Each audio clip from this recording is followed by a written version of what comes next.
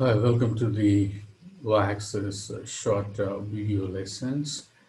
And this lesson is on reasoning, or rather flaws in the reasoning. So reasoning and flaws, they always go hand in hand. The reasoning is part of an argument. In fact, it is the unseen, invisible argument, because the reasoning is something that is tied with the evidences and the conclusion. So therefore, the reasoning is the justification used by the author, or how the support explained by the author. So it's a very, very important one, because when you critique an argument, you're essentially looking into the logical soundness of the argument.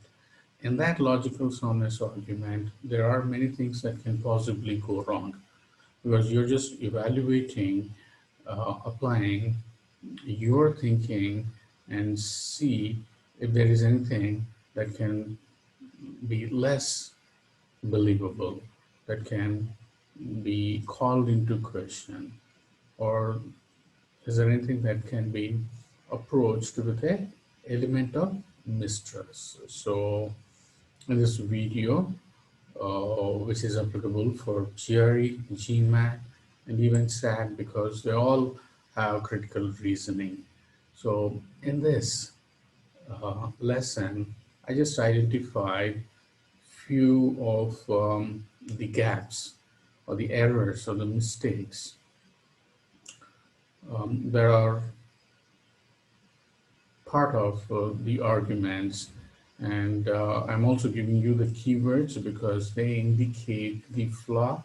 And then I'll also give you how that flaw can be explored, casting a doubt on the argument. For example, if you find a word like, did not complain, not reported, it doesn't mean that nothing has taken place. There can be instances of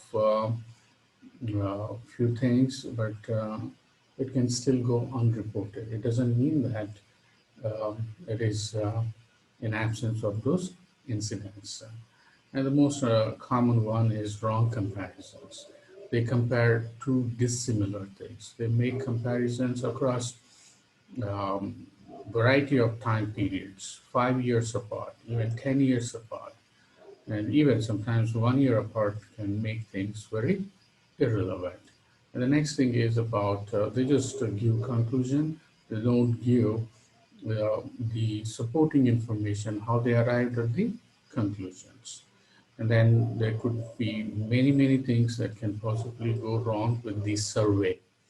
We can question the survey sample, survey representation, survey questions, survey options, right? And who are the ones that have taken the questionnaires or survey, who are the participants. So unless we have relevant information, you can't really make a comment on the logical soundness of the conclusion.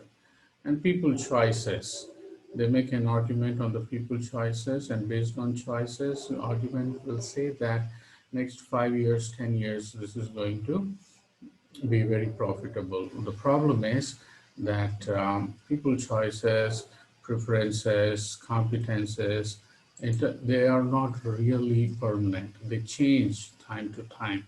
So we need to be very careful with those aspects. And then they bring in studies and research. The problem is, when was it done? Who did that? What was the objective? How is that relevant to this scenario? There are no connections, then those studies and research are not really valid to take into account. And then there are sometimes qualifying words used, most, many, few, and they're very vague. How many of them?